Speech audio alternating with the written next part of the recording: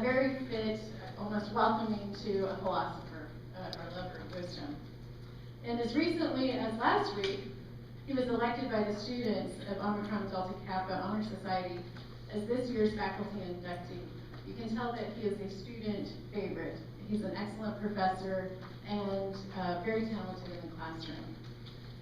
Drew Dalton earned his PhD in philosophy from the University of Leuven in Belgium, where his primary area of research was in the area of phenomenology and the work of Emmanuel Levinas.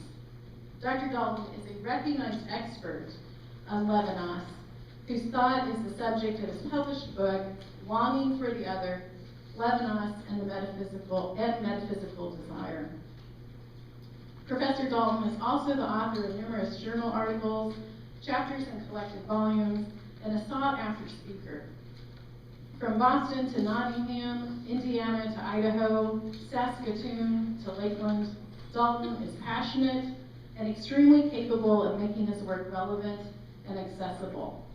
He has applied his field to topics like Buddhism, Judaism, Jimmy Buffett, Bono, desire, longing, death, and the divine.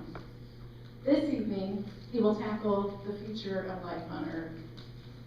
In his presentation entitled Uprooted, the Technological Revolution and the Fate of the Posthuman. Please join me in welcoming Dr. Drew Dalton.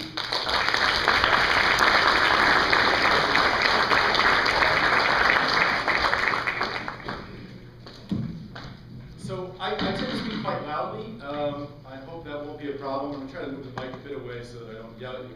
Also, unlike Dr. Kalmark, I'm going to read from a script. And the reason for that is because when I tend to improvise, I tend to go a bit off the farm, and as my students know, it can get a little wild. So I think it's probably best to keep myself refrained and tied in. First of all, let me start off by saying that I have two goals in this talk. The first is to give you a brief introduction to what is philosophy. And the goal of that is to help you understand why I might be here in the first case. The second thing is I'm going to move from that to talk about how philosophy can help us to think about the question of the future of life on Earth, and particularly our life. So let me start. So you might be wondering what a philosopher has to contribute to this evening's symposium discussing the future of life on Earth. And I have to confess that when I was first asked to speak tonight, I wondered as much myself. Unlike my colleague, Professor Kalmark, I do not have much to contribute to your understanding of the scientific account of life, nor am I as well versed in the various religious traditions of the world, nor even those to this region of Florida, to enlighten you much on that front. So what am I doing here? Why ask a philosopher to speak at the Florida Center of Science and Religion? Well, by way of an answer to this perplexing question, allow me a few moments to introduce you to the nature of philosophy as an academic discipline. I like to tell my students that philosophy as a discipline is something like an urban weed. It finds its purchase in the rich, loamy questions of life that lie buried just beneath the seemingly stable facade of civilized society. As such, philosophy profits from the various gaps, ruptures, and disparities which arise between our understanding of the world on the one hand and our experience of it on the other. Take, by way of example of how philosophical investigations proceed, a brief exploration of the nature of love. On the one hand, love can be defined in terms of its raw physiological reality. The experience of love is, as we all know, little more than a biochemical reaction in your brain, one which is evolutionarily advantageous to the survival of the species. It's a kind of reward and motivation to pair bonding and procreation. Love is, from this perspective, something like a neurochemical cocktail. 1 part serotonin, take notes on this by the way, it's really delicious. 1 part serotonin, 2 parts oxytocin, a splash of dopamine, some norepinephrine and vasopressin as a mixer, garnished with a helping of testosterone and estrogen to taste. Nothing more, nothing less. Of course, my guess is that there is something about this objectively true account of love which frustrates you and which alienates you. Love may be all that we find ourselves countering internally, but it's also much more than that as well. It is, in the words of the poet, a many splendid thing. Love is patience. Love is kindness. Love is oxygen and blindness, or so we've been led to believe by countless pop songs. It's the awakening of life's true meaning and calling, the object of our hopes and dreams and the fuel of our soul. Love is God, we shout in protest. And such subjective intuitions can never be reduced to the crushing, mechanistic logic of scientific objectivity, regardless of what the data may show. Of course you're wrong. And my guess is that there is some small deriding part of you that knows this. And in the words of W.H. Auden, coughs when you would kiss. Indeed, such protests always ring a little hollow, don't they? Even when we find them springing up within our own breasts. We are too rational, too well educated to believe, at the end of the day, that what can be proved in a laboratory is just wrong, that love is anything more than a chemical reaction. But despite our understanding of the logical necessity of this conclusion, there is some strange part of us that cannot accept such a coarse evolutionary account of our experience of love, especially when we're caught in the throes of such passion. Right? I mean, so try explaining this when you're in the middle of a kiss. And so we constantly reject this account, and we mount our relatively impotent protests against it, or at least we try hard to suppress it.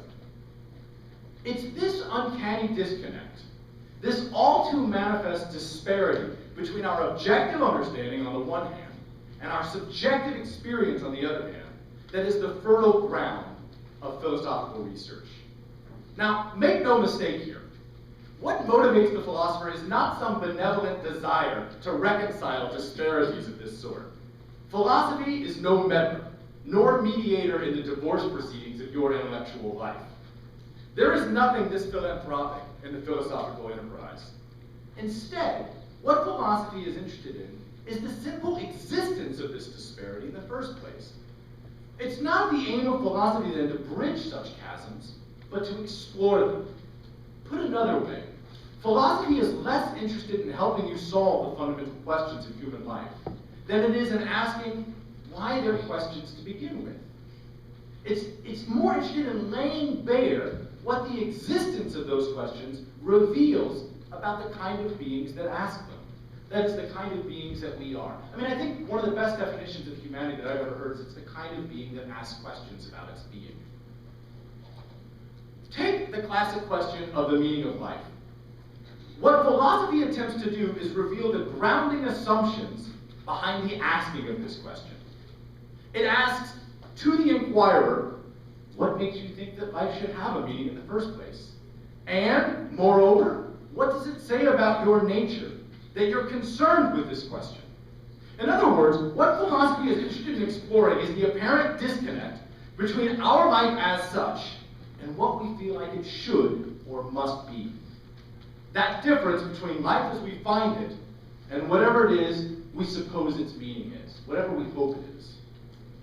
So, to return to the original question, what use has a philosopher at a symposium on the future of life on Earth?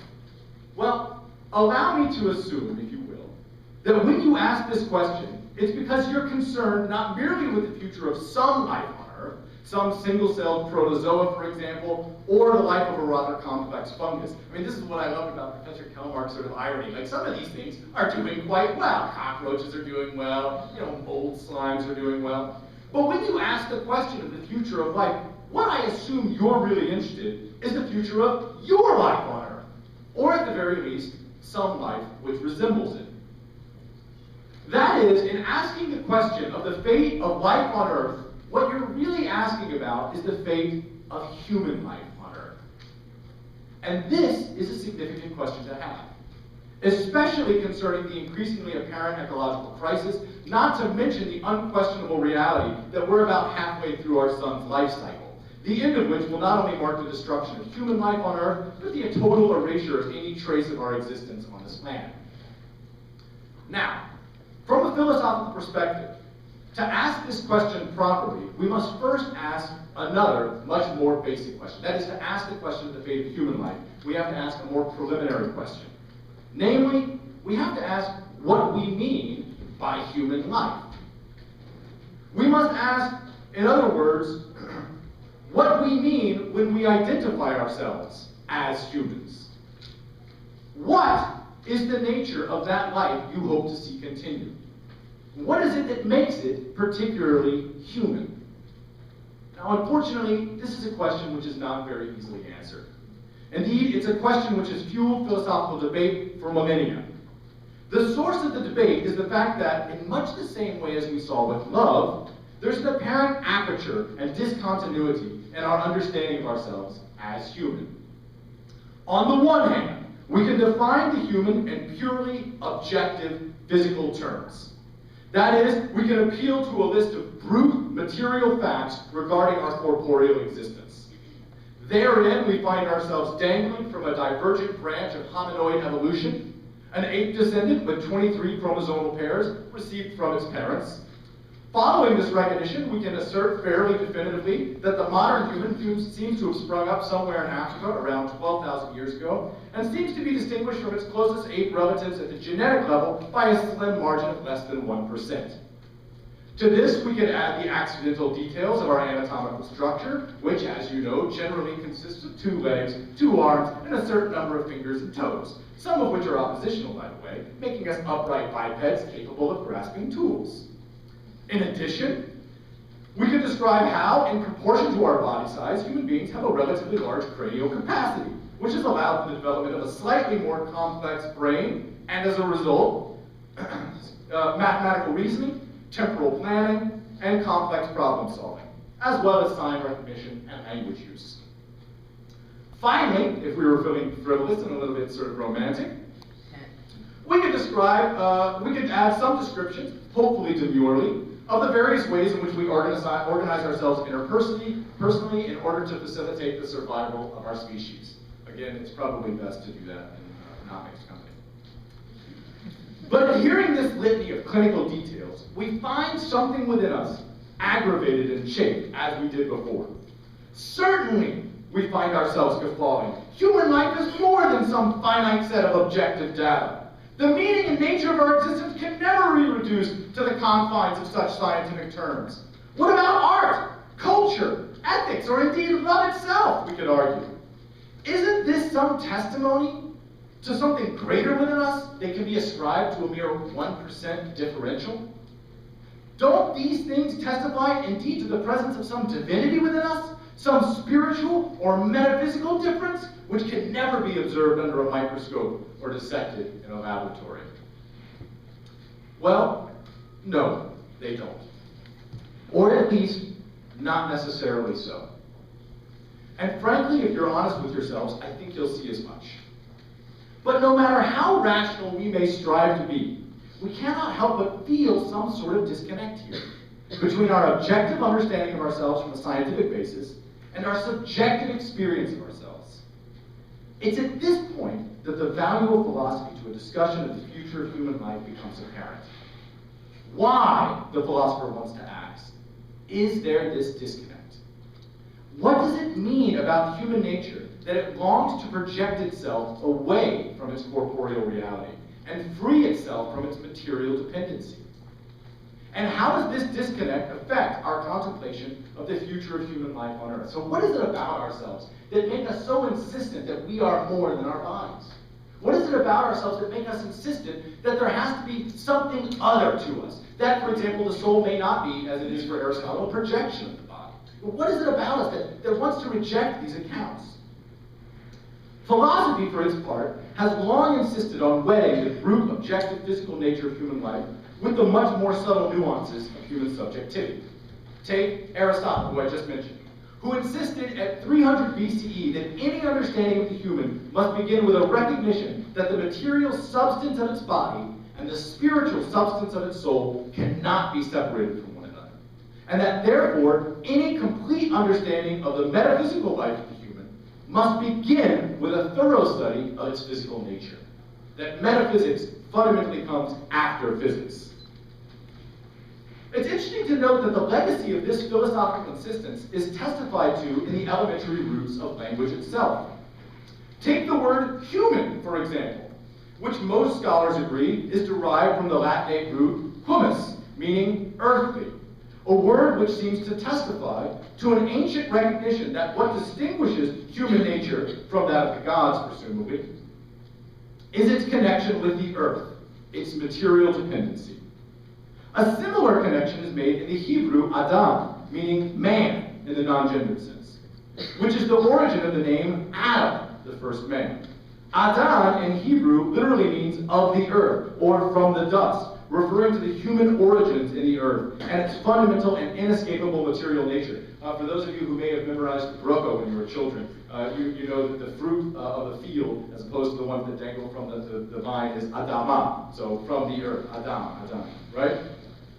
Now, what this insistence on the fundamental materiality of human nature means concretely is that however we may conceive of ourselves, whether we identify ourselves with our hopes and dreams, our love for others, or any of the other myriad subjective and metaphysical projects we may commit ourselves to, we cannot, nor should we attempt to escape the raw objective fact that our existence is fundamentally and necessarily tied to a material world, and thereby, at least for now, to the earth. We must recognize then that our fate and the fate of the earth's is one. Of course, this recognition raises an interesting set of problems for contemporary people. One such problem is, if the human is fundamentally defined in and through its relation to its own materiality, a materiality which is derived from its way of life here on earth, what becomes of the human once that connection is disrupted, irrevocably altered, or severed entirely? What becomes of the human once it has been cut off from that which it is inescapably bound? Now, please note that this is no merely speculative question, the question of the human being severed from the earth. Now, science fiction writers have long envisioned a myriad of possible dystopian futures featuring the alienation of human life from Earth. From the classic space narrative of the intergalactic battleship, planet hopping across the universe in search of a new home, to the more recent cyberpunk projections of human life lived beyond the body in a purely digitized world of virtual consciousness. Speculation on the fate of the human life beyond Earth has been the subject of great fiction for generations. But for the philosopher, the question of the alienation of human life from the Earth is not the subject of speculative fiction. It is instead an all too real and observable present reality. It is a reality, the philosopher thinks, which is immediately attributable to our recent past. So it doesn't have to do with the future, it has to do with the past. In the long history of humanity, and I wish we had the slide up from the burst of growth of human life, because it'll connect with this, right? In the long history of humanity, no single development has more radically changed the nature of human life on Earth than the Industrial Revolution of the 19th century. More than a simple break with the previously employed means of production, the Industrial Revolution altered the fundamental way in which human beings organize themselves socially, environmentally, and politically. The rise of the machine age marked the abandonment of agricultural subsistence laboring and the rural way of life attached to it, and saw the advent of urbanized life and the emergence of a symbolic exchange-based economy, grounded not in labor, but in perceived metaphysical value. So we believe a dollar has value because we believe a dollar has value. With these changes, the 19th century initiated such a radical transformation in human life that in many ways our age differs more radically from the one only 200 years its predecessor than that age differed from the one 2,000 years before it. Indeed, I venture to say that were we somehow able to invite one of our ancestors forward in time to observe human life on Earth as it exists today, even one from as early as 3 or 4 generations back, I'm fairly certain we would appear more alien to them than if we were to send them back in time about 2,000 years. Yeah? We would be more alien to them than their own ancestors. What's interesting is that the philosophers of the 19th century, the ones who were alive during the Industrial Revolution, recognized in the Industrial Revolution something of, to quote Marx, man's alienation from the earth. What Marx and others like him thought is that by freeing humanity from its immediate dependence upon the earth, the Industrial Revolution ushered in a new metaphysical age, one which saw humans projected beyond their material reality into the purely subjective and symbolic. By redefining humanity's relation to its material dependence, these thinkers argue the Industrial Revolution redefined humanity's very being. In fact, this might explain why in the contemporary age we like to project ourselves beyond our material reality. We don't like to believe those things about ourselves. In light of this transformation of our way of life, these thinkers called for a radical reevaluation and redefinition of our very nature.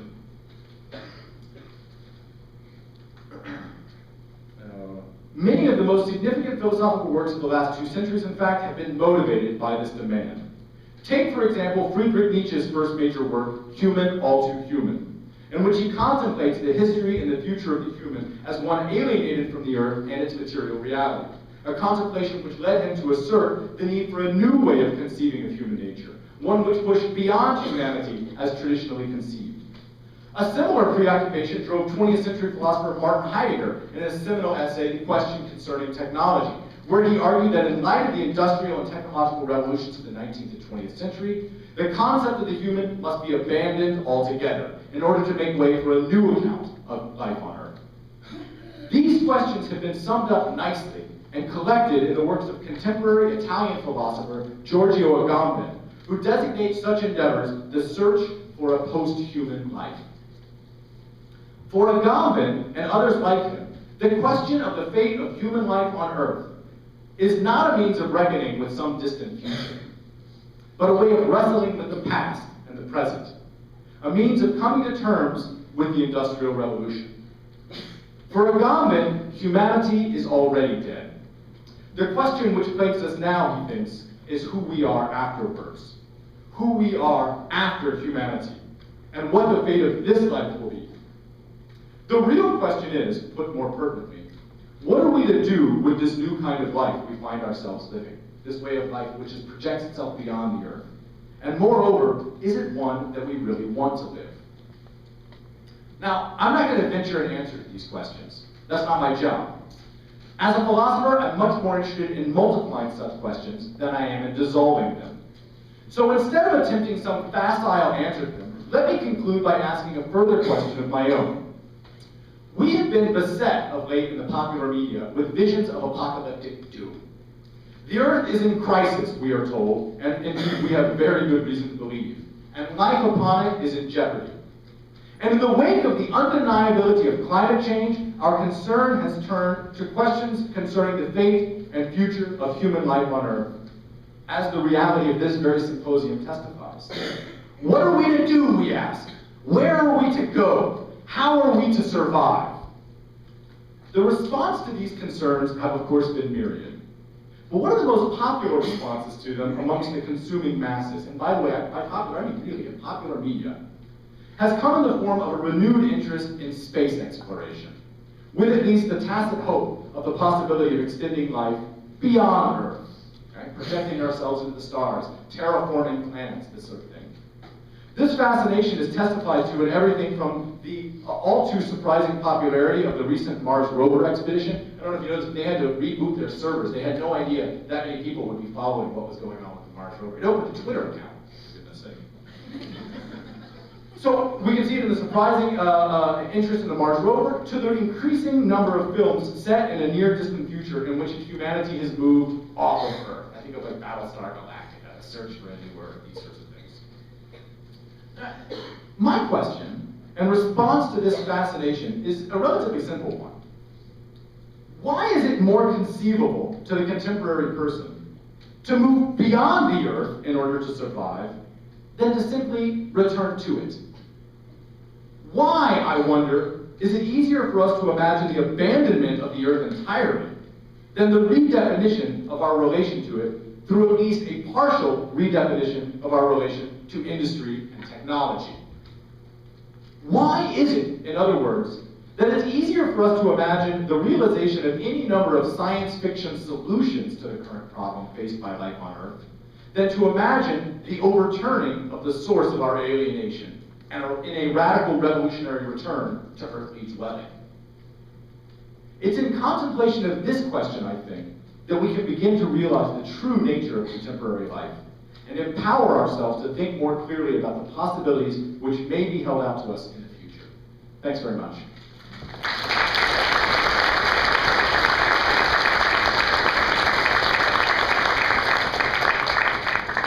Science fiction aside for a moment, and I know you place yourself somewhere between science and religion, but your opinions on the uniqueness of life on Earth seem to be somewhat of a singularity, and I'm just wondering if you believe that there could possibly be humanoid populations from elsewhere in the galaxy that could have visited this planet in the past, or could again in the future.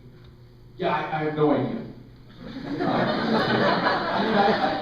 I'll never forget when I first finished my MA in philosophy. My sister asked me, now that you're a master in philosophy, can you tell me, do you think the pyramids are representative of the possibility of alien life, some alien technology? And to which I only respond, we haven't covered that yet. We may cover that in the PhD, I don't know, I can only hope to see. But what I would say to that is, again, I really just don't know. I'm open to those things. I think as a philosopher, what we strive to be is open, fundamentally open. And that's precisely what engaging in a rigorous inquiry does. It unsediments us from our own presuppositions. So I'm perfectly open to that possibility. I'm open to it as a possibility. I'm not open to it as an actuality until I see some reason to believe it is an actuality, right? So some sort of evidence. So I don't know, but I would love it. In fact, I think I've told my students before that the greatest day in my life, I can honestly say this, would be if we were to discover sentient life on another planet. I would feel fulfilled. I really would. It would make me feel very much less alone in the universe. So I would love that to be the case. And we can hope. Hope is a way of projecting ourselves towards the future. But I think what's more interesting is that, again, we keep turning to the question of humanoid populations on another Earth. And I certainly believe that there could be a divergent evolution on another planet. I wonder if it would be hominoid. It doesn't have to be. It could be a brilliant cephalopod population. Those things are amazing. But I mean, I would love to just be sentience, because it seems to me that what the human is not necessarily our evolutionary thing, but the fact that we find a rupture between our subjective life and our. So that's what sentience lives in, that rupture, right? And I would love to find, Arthur Schopenhauer, a great 19th century philosopher, tried to define humanity as this. He called it animalia metaphysica. So it's the animal that looks for a metaphysical understanding of itself. I take it that that's a really nice definition. And I would love to find a cephalopod population on some distant planet that has fantastic metaphysics and engage them in discussion. Thank you. Dr. Kilmark, I'd love to hear your thoughts on this. It is quite possible there's sentient life on other planets, but if you consider the great distances involved in traveling from one planet to another, I think it's extremely unlikely that anyone has visited us, a sentient being. Also, that why would they come here necessarily? If they have the capacity to travel across the universe, why pick this one single bullseye out of an enormous cosmos? The chance that they would come here would be very unlikely. If we say, well, because we have a civilization, we've only had civilization for a very, very short time, and a civilization that advanced that can travel over those great distances, the chance that they would happen to arrive here in a brief period of time is very, very low. And as you mentioned about pyramids, the Easter Island statues, a lot of speculation about that. When people say that was done by aliens, I think that robs the people that built those of their ingenuity. It says they were just too primitive. They couldn't have been intelligent enough to do that. Well, they're just as brilliant as we are. They don't have cranes and other things. But they figured out a way to do it. Just because we can't figure out how to do it doesn't mean that they didn't do it. And also, just to add to what you were talking about, Dr. Dalton, there's a lot of scientific perspectives out there saying if there is life on other planets, we would very readily and easily recognize it, because there seems to be just certain parameters that, just really physical parameters that say, life is going to look pretty similar no matter where we go. And even talking about humanoids. And the very real possibility that if life does get to that evolutionary point, we would recognize us, basically. Yeah, and I think one of the questions I like to ask my students when we think about these things is, how much would we recognize us? So what if it was these cephalopods are incredibly adaptable and incredibly intelligent animals? What if sentience were to manifest in a cephalopod? Would we recognize us in the cephalopod other? Or would we insist on it being a delicious snack? Because we tend to do that already. You know, for example, pigs are one of the most intelligent lives out there. But when we see pigs, we see bacon. So I always wonder if we did be able to travel to a distant planet, how sentient would it have to be before we didn't eat it?